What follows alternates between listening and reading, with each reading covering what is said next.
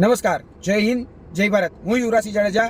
આજ રોજ ગુજરાત રાજ્યના મુખ્ય સચિવ શ્રી રાજકુમાર દ્વારા જાહેરાત કરવામાં આવી કે ગુજરાત રાજ્યમાં જે સરકારી જે માળખું છે તેમાં 40થી 50% જે સરકારી કર્મચારીઓ હોય એની ઘટ છે અને આવતા વર્ષ સુધીમાં આ જે ઘટ છે એ પૂરી દેવામાં આવશે.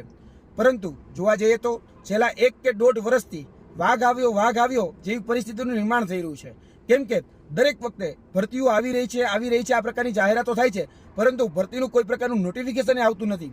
અને જોવા જઈએ તો છેલ્લા ઘણા સમયથી ગૃહ રાજ્યમંત્રી આદરણીય હર્ષભાઈ સંઘવીએ આજથી 9 મહિના પહેલા એક જાહેરાત કરી હતી કે ગુજરાતના જે પોલીસ દળ છે એ પોલીસ દળમાં 27,000 જેટલી ઘટ છે અને આ જે 27,000 જેટલી ઘટ છે તેમાં આ વર્ષના અંત સુધીમાં 8 થી 10,000 એ પોલીસ વિભાગમાં ભરતી કરવામાં આવશે. પરંતુ હજી જોવા જઈએ તો વાત એવી કરવામાં આવી હતી કે સપ્ટેમ્બર મહિનામાં નોટિફિકેશન આવી જશે અને શિયાળા સુધીમાં તો એમનું એટલે કે ફિઝિકલ જે છે એટલે પોલીસ ભરતીમાં જે ક્વોલિફાય થવા માટે એનું ફિઝિકલ ગ્રાઉન્ડ પણ લઈ લેવામાં આવશે. શિયાળો પણ અડધો પૂરો થઈ ગયો અને આ વર્ષનો અંત આવી ગયો, પરંતુ હજી સુધી એમાં કોઈ પ્રકારની જાહેરાત આવી જ નથી. નોટિફિકેશન સુધા પણ નથી આવ્યું. અને એ જ રીતે શિક્ષણ વિભાગ હોય તો શિક્ષણ વિભાગમાં ગયા જ મહિને જોવા જઈએ તો 13 થી 14,000 શિક્ષકો નિવૃત્ત થયા અને વિધાનસભાના ફ્લોર ઉપર કહેવામાં આવેલા આંકડા પ્રમાણે 38,000 શિક્ષકોની ઘટ છે. આ 38,000 શિક્ષકોની ઘટ પ્લસ નિવૃત્ત થઈ ગયેલા શિક્ષકોની ઘટ એટલે સંખ્યા બહુ મોટા પ્રમાણમાં સરકારી જે શાળાઓ છે એમાં શિક્ષકોની ઘટ છે.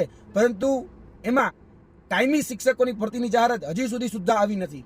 ત્યારબાદ જોવા જઈએ તો એ પછી પંચાયત સેવા પસંદગી મંડળ હોય કે ગૌણ સેવા પસંદગી મંડળ હોય તો આ બધા જ ડિપાર્ટમેન્ટમાં મોટી વાતો કરવામાં આવે છે.